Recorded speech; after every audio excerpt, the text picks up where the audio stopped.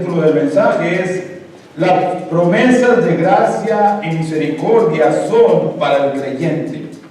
Escuchen, hermanos, ese es el título del mensaje. Y usted puede en su Biblia buscar la escritura del libro de San Juan, capítulo 1. Vamos a estar leyendo allí. Bien, pero hermanos, estamos ya en el 2015. Pero saben, hermanos, vivimos en una generación, vivimos en un tiempo rodeados de una sociedad que es bien demandante. Tenemos nuestros derechos, exigimos lo que nos corresponde. ¿Sabes? Estamos nosotros viendo, hermanos, en la última generación, quizás los jóvenes más que vienen tras de nosotros, a veces nos admira porque ellos son personas que quieren sus derechos y no quieren hacer nada, tomar responsabilidades, pero ellos quieren que les sirvan un tipo de narcisismo. ¿Saben qué es la palabra narcisismo? Personas que demandan que les ayudes, personas que necesitas tú servirlos, porque si no se van a molestar y se van a enojar contigo y te van a culpar si tú no les das o les provees lo que ellos quieren. ¿Pueden decir amén? La razón es, hermanos, que estamos viviendo en tiempos de cambio de sociedad, donde todo esto empieza a florecer y a brotar. Y tenemos que tener cuidado. La razón que digo esto, hermanos, tenemos que tener cuidado de que como creyentes no caigamos en ese error con el Dios Todopoderoso. ¿Pueden decir amén? El título del mensaje, hermanos, es: las promesas de gracia y misericordia que están en la palabra de Dios son para ti. Diga, son para mí. Amén. Dios, hermanos, no es hijo de hombre para mentir. Dios lo ha declarado y esa es una verdad.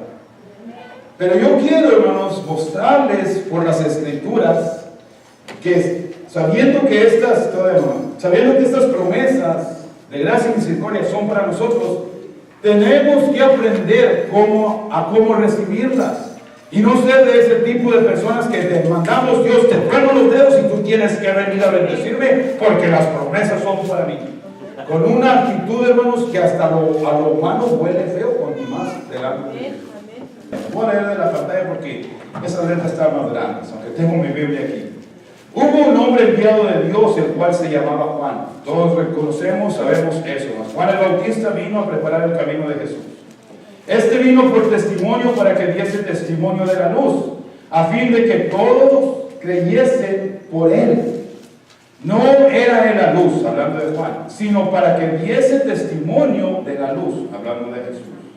Aquella luz verdadera que alumbra a todo hombre venía a este mundo. Siguiente pantalla, dice en el versículo 10 al 13. En el mundo estaba y el mundo por él fue hecho. ¿Cuántos saben, hermanos, que Jesús creó todas las cosas? Amén. Ahora, en el capítulo 1 del mismo San Juan dice que en el principio era el verbo era con Dios y el verbo era Dios y él fue el que creó todas las cosas. Estoy hablando aquí, hermanos, Juan, de que vino Juan el Bautista a preparar el camino de Jesús. Voy a leer otra vez en el principio. En el mundo estaba y el mundo fue hecho por él, pero el mundo no le conoció. A lo suyo vino y los suyos no le recibieron, mas a todos que le recibieron, a los que creen en su nombre, que estamos aquí reunidos, les dio potestad de ser hechos hijos de Dios, los cuales no son engendrados de sangre, ni de voluntad de carne, ni de voluntad de varón, sino que, hermanos, de Dios. Esa, hermanos, la última parte es donde vamos a estar 3 horas disertando la Escritura, lo que significa. No son engendrados de carne, no son engendrados de, no se quedan 3 horas, no, más hora y media, perdón, sino engendrados de Dios. Ahora, hermanos, el contexto, siempre que nosotros estudiamos una palabra o que tenemos, hermanos, oportunidad de elaborar o hacer un mensaje o escuchar un mensaje, es bueno tener un contexto de lo que es la Escritura. El contexto aquí, hermanos, habían pasado 400 años aproximadamente sin haber profeta en Israel. Había un tiempo de silencio. El último profeta Malaquías había escrito en el Antiguo Testamento y pasó un tiempo, años y años, cientos de años, sin que se levantara profeta que trajera la palabra de Dios, sin que se levantara un mensaje que Dios traía, hasta que Dios mandó a Juan. Y lo mandó, hermanos, con el propósito bien especial el propósito de preparar el camino de Jesús. ¿Qué sucedió en esos 400 años con el pueblo judío? Esto sucedió. Que los fariseos empezaron a hacer sus propias leyes, sus propias costumbres, sus propias tradiciones, y llevaron al pueblo de Israel, a ritos y ceremonias de humanos. Porque los fariseos no tenían el papel, no hacían el papel que eran enviados de Dios. Tenían la apariencia que eran los que conocían la ley y le enseñaban al pueblo, pero andaban humanamente, hermanos, estaban bien desequilibrados, porque Jesús vino a confrontarlos. Entonces en esos 400 años se levantó este tipo de enseñanza hasta que vino Juan, que era, hermanos, un hombre enviado de Dios. Creo que es, regrese uno, Julio. Regrese uno. Dice, hermanos, 7. Este vino por testimonio para que diese testimonio de la luz, a fin de que todos creyesen por él. No era la luz, sino para que diese testimonio de la luz, y aquella luz verdadera que alumbra a todo hombre venía a este mundo. Hermanos, Jesús, ¿qué dijo de Juan el Bautista? ¿Se recuerdan qué palabras dijo Jesús? Se expresó de él. No ha habido ningún profeta que se haya levantado que sea más importante que Juan el Bautista, por el trabajo que se le había encomendado. Venirnos a preparar el camino de la luz, del verdadero Hijo de Dios, el único Hijo de Dios que venía a este mundo. ¿Sabían, hermanos? Y esto me impactó tanto cuando estaba estudiando. Juan nunca, o no está registrado en la Biblia, que hizo un milagro poderoso, levantó un muerto o sanó a alguien. Nunca. Juan, hermanos, nunca la Biblia nos dice que Dios le dio una revelación como a los profetas del Antiguo Testamento, un Isaías que se le aparece al Señor, un Ezequiel, un Daniel que viene el ángel y dice, Daniel, aquí está tu respuesta. Nada, Juan no experimentó nada de eso. Y hermanos, hay veces nosotros, escuchen bien, pensamos que porque tal persona, tal líder, tal pastor, tal evangelista, Dios se mueve y nosotros, no, es que yo tengo que hacerlo como él. No, tranquilo, hermano, hermana. Dios le ha escogido a él o a ella para hacer eso. Tú simplemente obedece lo que Dios te ha mandado a hacer. ¿Puedes decir amén, hermanos? No que no deseemos que Dios se manifieste y que Dios se mueva por su Espíritu en nuestra vida. Eso es bueno desearlo. Pero si no sucede, no te preocupes. A Juan el Bautista no le sucedió. Pero ¿qué habló Jesús de él, hermanos? Este hombre no se ha levantado hombre tal como él. Jesús diciendo esas palabras de Juan el Bautista. Entonces, hermanos, hoy que estamos estudiando de la gracia, la misericordia de Dios, las promesas que existen en esa gracia que son para nosotros, yo quiero empezar a vernos cómo las podemos obtener. Si nosotros, hermanos, vamos a tener la actitud de Juan el Bautista, obedecer simplemente lo que nos dice Dios hacer. En la capacidad que nosotros podemos, hermanos, entregarle al Señor para que Él nos use. En las habilidades y los dones que Él nos ha dado, ponerlos a su disposición. ¿Pueden decir amén? Amén. Vamos a ver en la siguiente pantalla, hermanos. Después de tener este contexto, esta explicación que les di, esta introducción, nosotros, hermanos, como hijos de Dios, somos adoptados en Jesús, adoptados de Dios, adoptados en Cristo Jesús. Y cuando somos adoptados, en el momento que recibimos al Señor, tomamos de la naturaleza divina de Él. ¿Pueden decir amén? Amén. Por esa razón, la última parte de la Escritura, y está otra vez allí, 1.13 de San Juan, dice, hermanos, los cuales no son engendrados de sangre, ni de voluntad de carne, ni de voluntad de varón, sino de Dios. Todo aquel que es creyente, hermano, aquí es donde empieza nuestra vida, y espero, hermanos, que empecemos a recapacitar cómo vivimos nuestra vida cristiana. Hay veces vivimos nuestra vida cristiana en la carne. En la carne nos movemos, en la carne nos manejamos, en las emociones, en los apetitos de la carne. Y hermanos, escúchenme bien, los hijos de Dios, nosotros no somos, hermanos, aquellos que recibimos al Señor en la carne. Tiene que ser en el Espíritu. Tiene que ser, hermanos, les explico en este momento de esta manera. Este es nuestro espíritu humano. Cuando Dios nos creó, nos dio el soplo de vida. El espíritu nos lo dio de vida. El espíritu humano, hermanos, tiene que experimentar el espíritu de Dios, venir a Él. Nada que ver con la carne.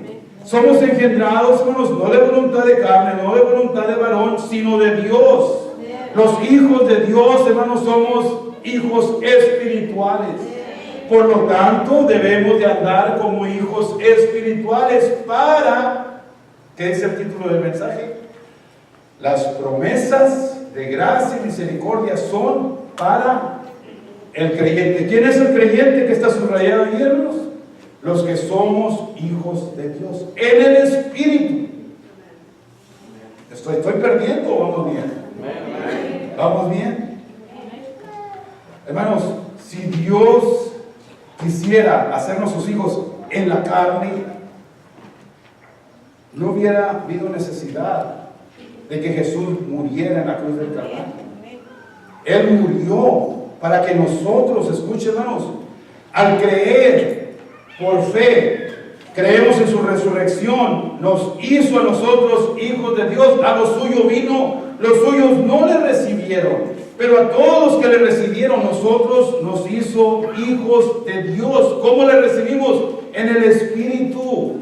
Esta escritura de Pedro nos ayuda a comprender mejor. Dice en 1 de Pedro 1:23, siendo renacidos no de simiente corruptible. ¿Cuál es la simiente corruptible? Tu papá y tu mamá que nos trajeron a la vida. Pero los hijos de Dios no somos, hermanos, siendo renacidos no de simiente corruptible, sino de incorruptible, el Espíritu, por la palabra de Dios. Aquí está la belleza y lo precioso, lo rico, el manjar. Por la palabra de Dios que vive y permanece para siempre. Es la palabra de Dios la que mora en el Espíritu para ser hijos de Dios. ¿Se estamos comprendiendo, hermanos? No engendrados de sangre, ni de voluntad de carne, ni de voluntad de varón, sino de Dios. Y hermanos, semilla vino a nosotros del Espíritu. No es una semilla corruptible, sino es incorruptible, porque lo que es de Dios es santo, es puro y mora en nosotros. Mora en nosotros, hermano. Bueno, ¿y cómo entonces vamos a obtener las promesas de la misericordia y la gracia de Dios? Tengo 3 puntitos que les quiero explicar. Espero que nos ayude, hermanos, a comprender, a ser mejores, no solamente personas, pero, hermanos, que nos ayude a comprender cómo Dios quiere bendecirnos, no en la carne. Esto es algo bien esencial que nosotros debemos de hacer. El verdadero creyente obedece la convicción y no practica el pecado. Diga, ¡auch! Eso, hermanos, duele y es difícil de hacer. El verdadero creyente, hermanos, una pregunta, ¿te consideras verdadero creyente? Dígalo con firmeza, amén.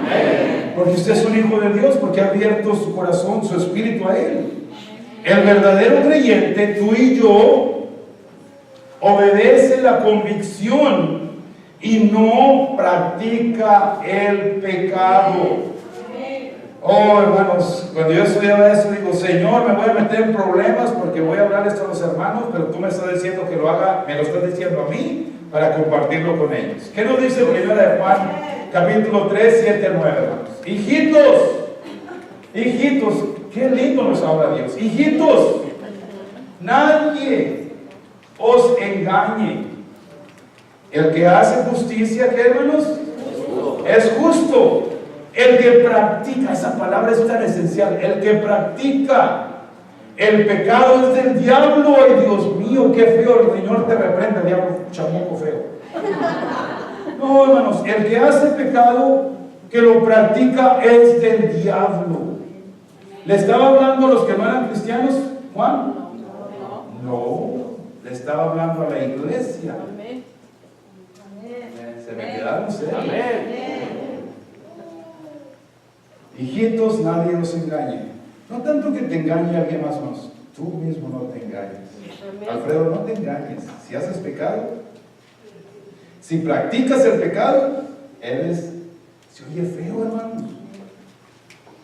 Se Se oye muy feo, pero la Biblia lo dice. El que practica el pecado es del diablo, porque el diablo peca desde el principio. Desde que el diablo, hermanos, cayó de allá de la gloria, ha sido pecador, padre de mentiras, engañador, acusador. Para esto apareció, diga gloria a Dios, el Hijo de Dios, para deshacer las obras del diablo. Jesús, hermanos, vino a derrotar el diablo. Colosenses 2:15, nada más apúntenlo, lo pueden estudiar. Que en la cruz del Calvario, hermanos, Jesús avergonzó a Satanás, a los principados, los sacó a la vergüenza y triunfó sobre ellos.